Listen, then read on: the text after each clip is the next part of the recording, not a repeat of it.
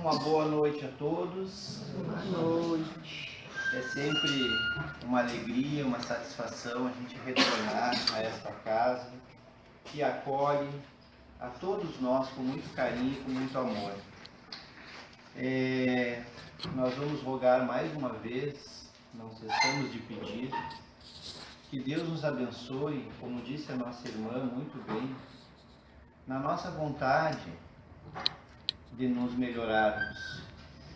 Que Deus nos abençoe nesses momentos que nós nos reunimos para juntos estudarmos a doutrina espírita, esse ensinamento que foi prometido e cumprido por Jesus. Na noite de hoje, nós vamos conversar um pouco sobre a lei de justiça, de amor e de caridade.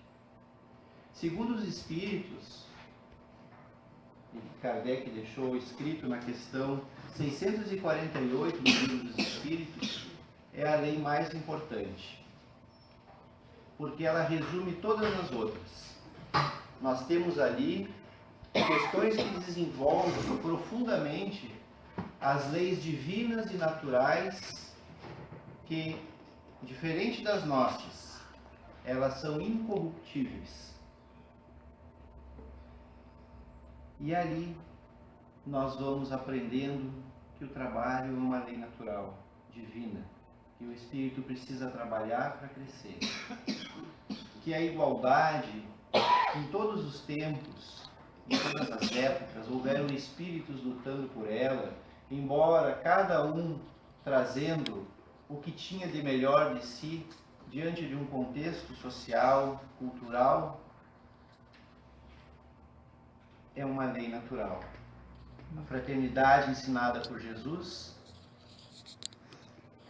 faz parte dessas leis. Então, dizem os espíritos amigos que a lei de justiça, amor e caridade é a mais importante porque ajuda o homem a adiantar-se espiritualmente. E aí nós vamos fazer algumas colocações para que a gente reflita algumas palavras que muitas vezes nós pronunciamos. Muitas vezes nós lemos, mas que nos requer, por vezes, parar e refletir sobre elas. Quando nós falamos em justiça, é muito comum nós nos equivocarmos e associarmos a justiça à vingança. Quando acontece um crime, ou às vezes até um acidente, onde uma pessoa retorna à pátria espiritual, normalmente nós queremos justiça. Mas essa justiça que nós falamos, ela é a justiça da terra, é a justiça material, é a justiça que os nossos olhos veem apenas nessa existência. A justiça que Kardec coloca no Livro dos Espíritos como lei, ela transcende a tudo isso que nós muitas vezes colocamos como justiça. Ela é um sentimento. É um sentimento natural que todos nós temos. Porque esse sentimento faz parte desse conjunto de leis divinas, naturais, que a doutrina espírita nos esclarece tão bem, que Deus gravou na nossa consciência.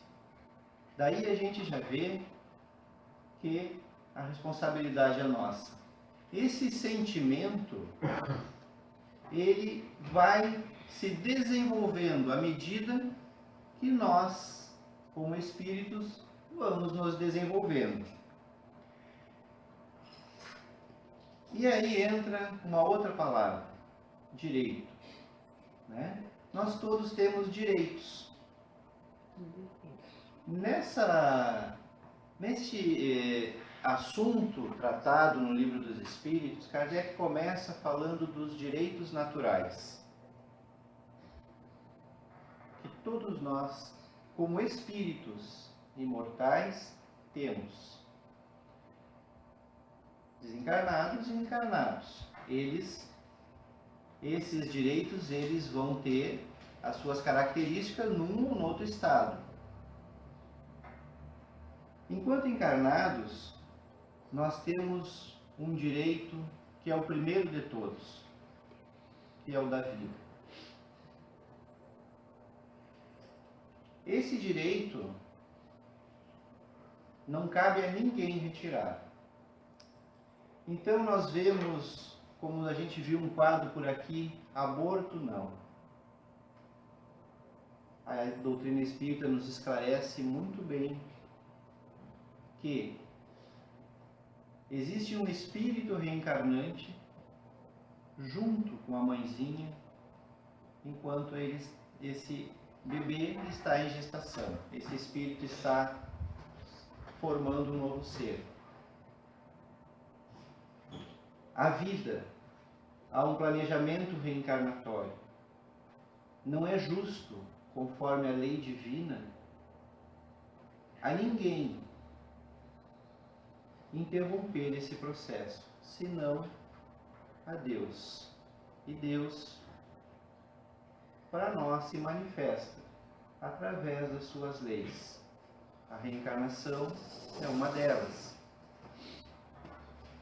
Então diz ali na questão 878 que os direitos naturais são os mesmos para todos os homens, para todos os espíritos, para toda a humanidade, desde os que têm a condição mais humilde até os de posição mais elevada.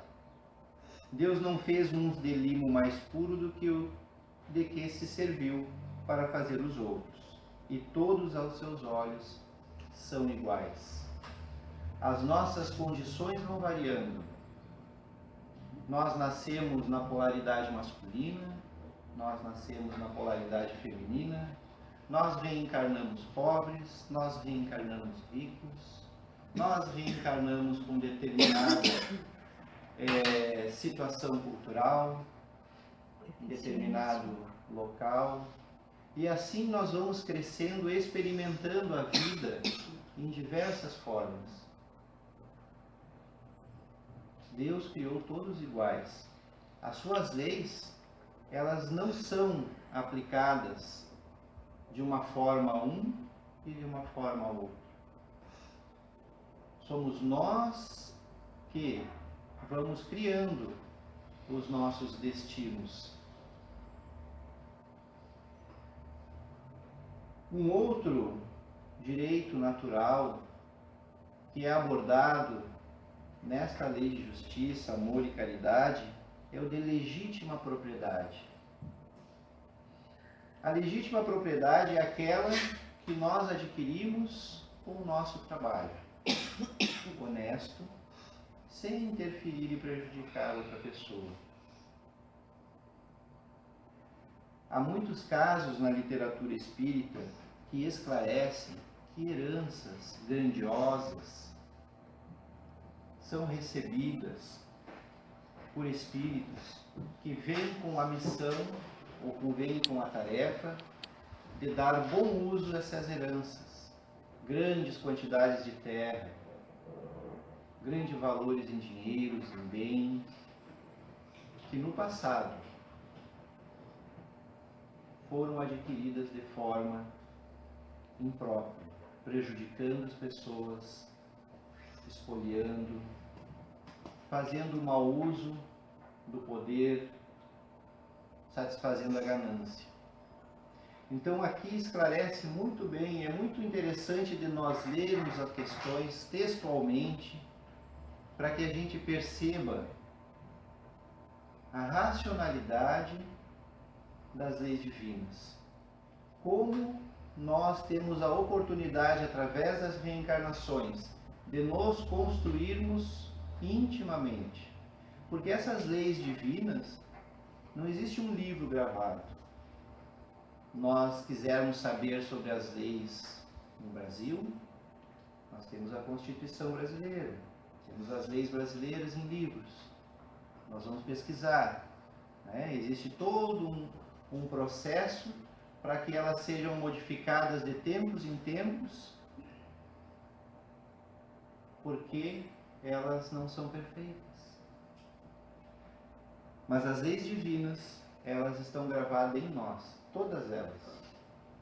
Aquilo que um dia vai resplandecer no nosso ser, já está conosco. Através do nosso trabalho, da nossa vontade em transformação, em transformarmos-nos em pessoas melhores, nós vamos desenvolvendo essas leis, essas sementes que estão em nós.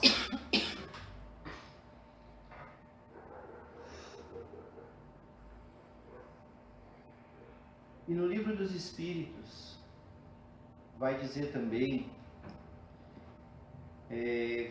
o que nós já estamos falando, que Deus pôs no coração do homem esses sentimentos, essas sementes.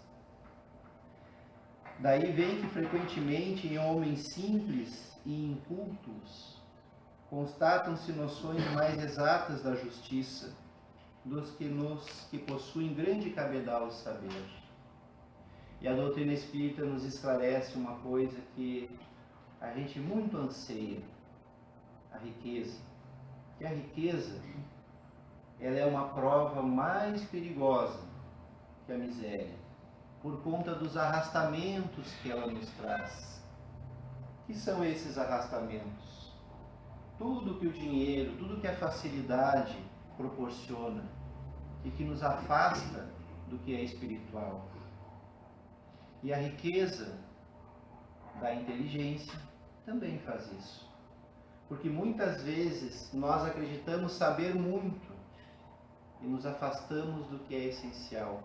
Quantas pessoas, se tivesse como trabalhar mais que 24 horas para ganhar mais, acumular mais, trabalharia. E tem filhos, tem família, tem um corpo físico para cuidar. Então essa questão espiritual fica de lado.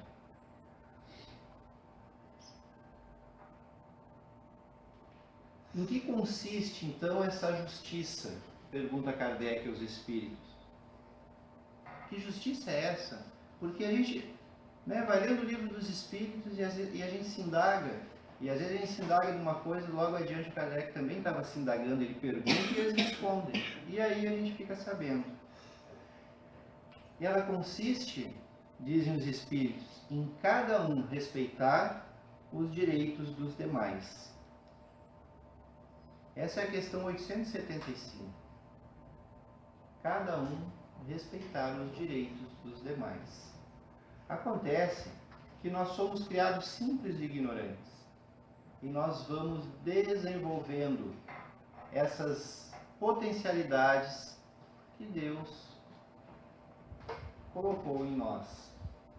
Num primeiro momento, que é de milênios, nós nos ocupamos conosco,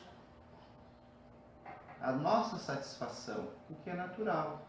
Desenvolvemos parte desta potencialidade. Chegou o momento de nós olharmos para fora de nós. Quais são os direitos do nosso próximo? E aí Kardec, na mesma questão 875, ele faz de novo mais uma pergunta e aí vem a resposta. Tais direitos são determinados pela lei humana e pela lei natural. Tendo os homens formulado leis apropriadas dos costumes e caracteres, elas estabeleceram direitos mutáveis com o progresso das luzes. Nem sempre, pois, é acorde com a justiça o direito que os homens prescrevem. E as nossas leis vêm mudando. Né? Agora, hoje ao meio-dia, eu ouvi uma reportagem no trânsito, das blitz no trânsito desse feriado. eu não quero me enganar nos números, mas de 100 pessoas que foram chamadas a fazer o teste do bafômetro, 20 fizeram e estavam autorizados. Eu não sei bem, se eu peguei bem a notícia, eu não estava olhando, eu estava só ouvindo. E a maioria das pessoas, um número bem maior, se negou a fazer. E a lei agora, se a pessoa se nega, é como se tivesse feito o teste e dado positivo. Então ela se modificou.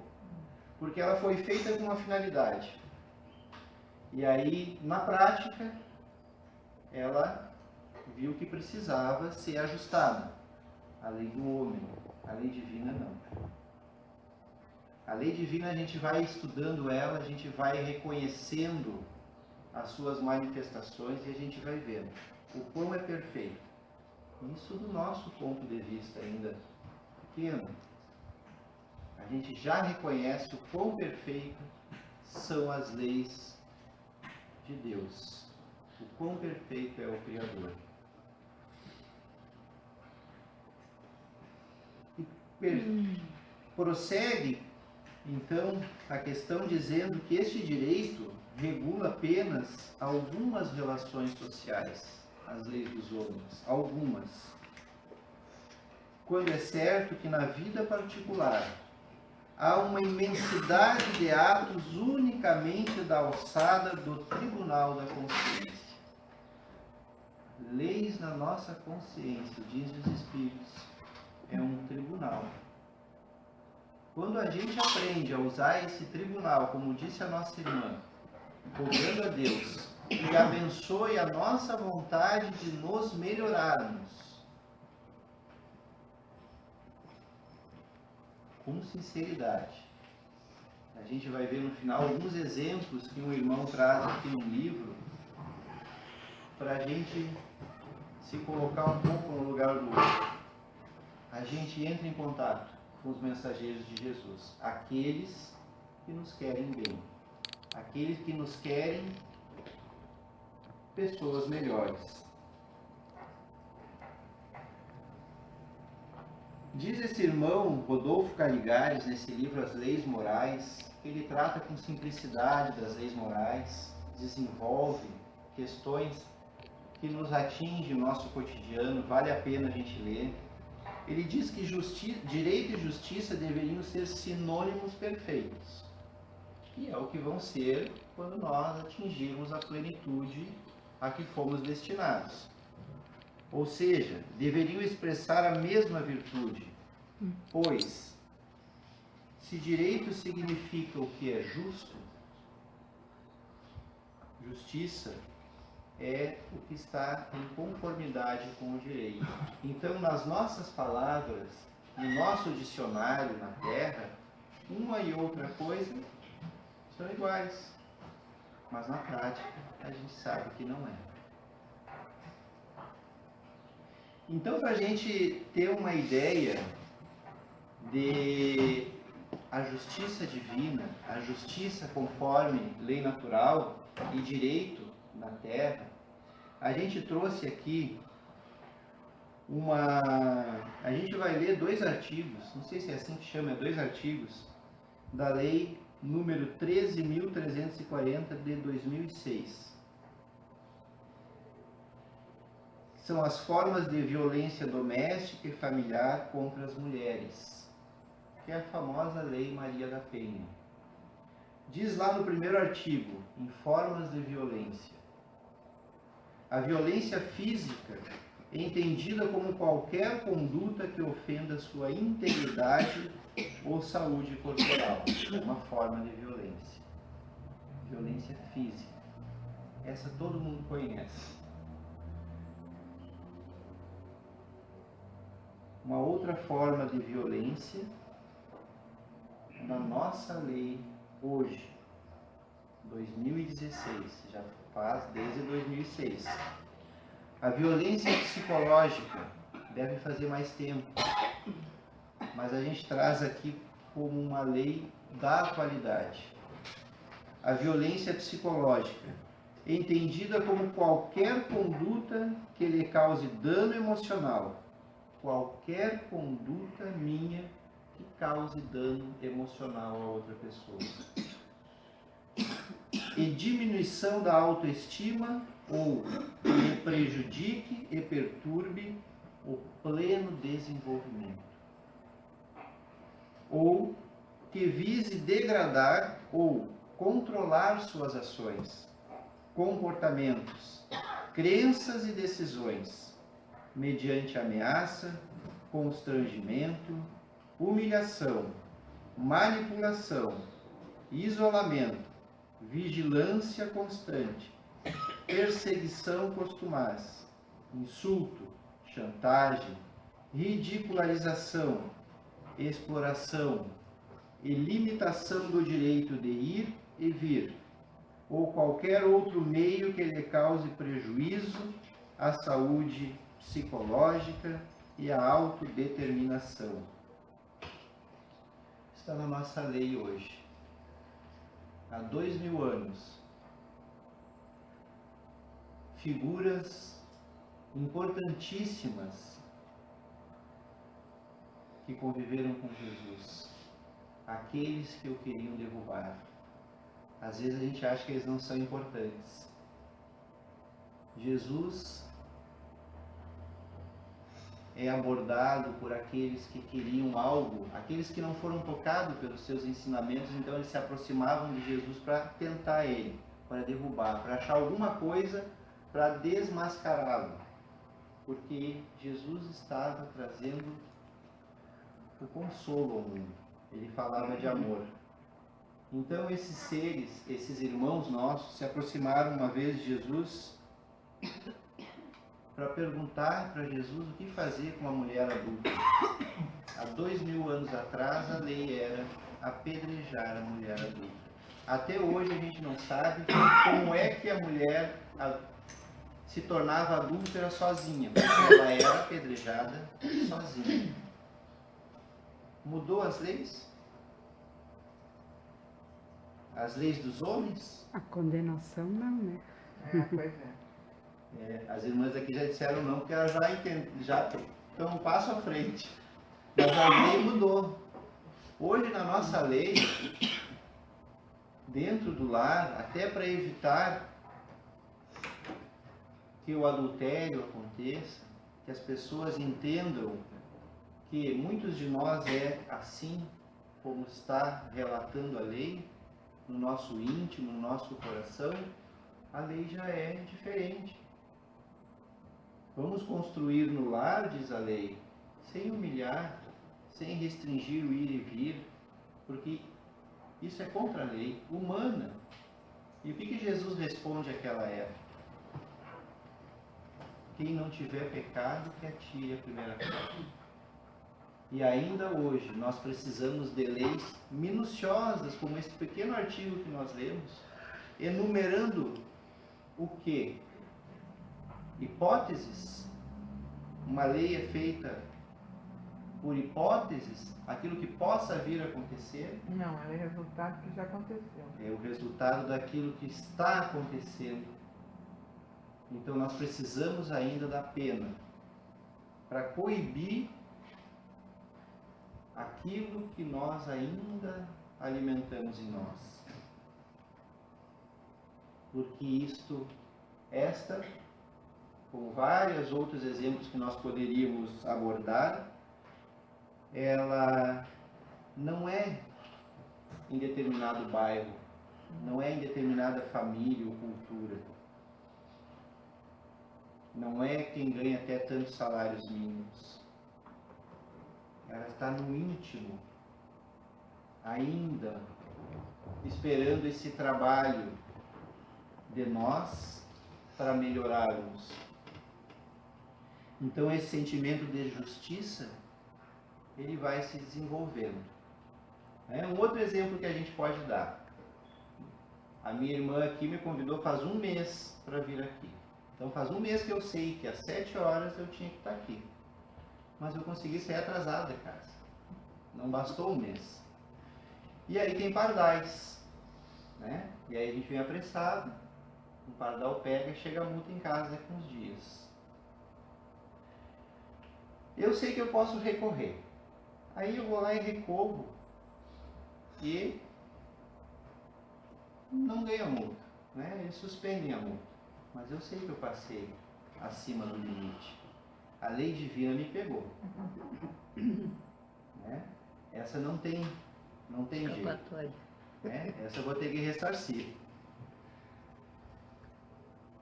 Então esse sentimento ele vai variando conforme o indivíduo, conforme aquilo que a gente vai aprendendo, aquilo que a gente vai experienciando através das reencarnações, né? A gente vai aprendendo.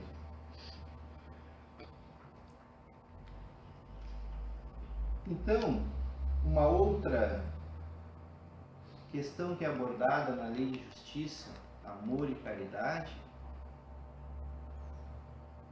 é a caridade. E aí o Kardec faz uma pergunta bem simples e bem objetiva. Ele recebe uma resposta bem simples e bem objetiva. Ele vai perguntar: qual é o verdadeiro sentido da caridade? Vírgula. Como a entendia Jesus. Jesus é o nosso modelo e guia. Esse sabia o que era a caridade. E a caridade, o amor, é bom que a gente entenda. O amor é o sentimento. Nós estamos exercitando esse sentimento dentro de nós. E às vezes, uma mãe, ou melhor, a mulher, que vem a ser mãe, exercita esse sentimento de amor, porque gera o filho. Então isso dá um plus nesse sentimento. Mas muitas vezes as mães acreditam que o filho dela não possa sofrer. Né? Então a gente brinca com um exemplo que uma outra pessoa deu certa vez, e a gente vai dividir aqui. O amor de mãe é o maior de todos. Né? É o que a gente aprende. Então a mãe é pega de surpresa. A mãe, o marido e o filho é pega de surpresa por uma onda. O mar avançou. Ela tem dois braços. Um ela segura no poste e o outro ela segura quem? Filho. O filho. Por quê? Porque o amor de mãe é o maior. Nós estamos numa casa espírita e nós sabemos que vamos desencarnar e vamos reencarnar. Então esses três vão desencarnar e vão reencarnar. Nasce a mulher, encarna, e aquele que era filho reencarna um ano depois. Se conhecem, se namoram, são afins, casam, têm um filho, o antigo marido. Lá vem a onda de novo, se agarra a mulher no poste e a outra mão segura aqui. É o exercício do amor. A gente vai exercitando esse amor dentro de nós, para um dia amar como Jesus, né? Toda a humanidade. Então os Espíritos respondem qual é o sentido verdadeiro da palavra caridade, que é a prática do amor. Né? A gente aprende doutrina espírita dentro da casa espírita e depois a gente vai praticar lá fora. Dizem os Espíritos: benevolência para com todos, indulgência para as imperfeições dos outros e perdão das ofensas. Então aí, a prática da caridade. Para a gente encerrar, a gente queria ler alguns exemplos que este irmão Rodolfo Caligares traz da caridade mais importante. Porque a gente acha que caridade é dar, não é nem o que nos sobra, é o que está usando o espaço em casa que a gente não sabe mais onde é que vai botar. A esmola. Né? Existe esmola com caridade e sem caridade. E existe caridade sem esmola, que é a caridade moral, ainda muito difícil e tão necessária para nós, para que a gente cresça espiritualmente. Esse irmão aqui dá alguns exemplos de como nós sermos caridosos. Diz ele: seríamos caridosos se fazendo bom uso de nossas forças mentais, vibrássemos ou orássemos diariamente em favor de quantos saibamos acharem-se enfermos, tristes ou oprimidos, sem excluir aqueles que porventura se considerem nossos inimigos. Seríamos caridosos se em determinadas situações nos fizéssemos intencionalmente cegos para não vermos o sorriso desdenhoso ou o gesto desprezível de quem se julgue superior a nós. Seríamos caridosos se, ao revés, soubéssemos fazer-nos momentaneamente surdos quando alguém, habituado a escarnecer de tudo e de todos, nos atingisse com expressões irônicas ou zombeteiras. Seríamos caridosos se, disciplinando nossa língua, só nos referíssemos ao que existe de bom nos seres e nas coisas, jamais passando adiante notícias que, mesmo sendo verdadeiras, só sirvam para conspurcar a honra ou abalar a reputação alheia.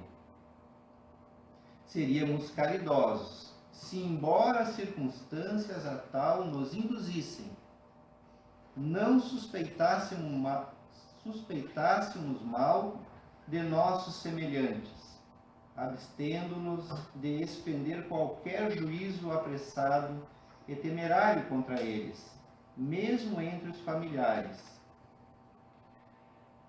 Seríamos caridosos se, vez por outra, endereçássemos uma palavra de aplauso e de estímulo às boas causas, e não procurássemos, ao contrário, matar a fé e o entusiasmo daqueles que nelas se acham empenhados.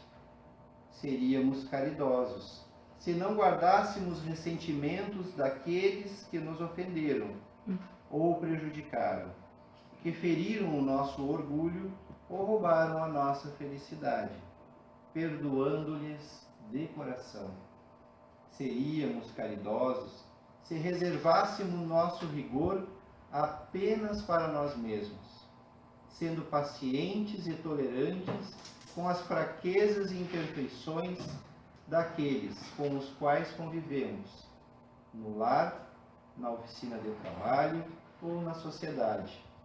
E assim, dezenas ou centenas de outras circunstâncias poderiam ainda ser lembradas, em que uma amizade sincera, um gesto fraterno ou uma simples demonstração de simpatia seriam expressões inequívocas da maior de todas as que se nos apresentam a todo instante para fazermos a caridade. Então, alguns apontamentos sobre como nós vamos construindo em nós um ser melhor, seguindo nada mais do que o Evangelho de Jesus. Nós agradecemos a oportunidade, pedimos a Jesus que abençoe a todos nós, que possamos retornar aos nossos lares, envolvidos nessas vibrações amorosas que recebemos aqui. Uma boa noite a todos. Amém.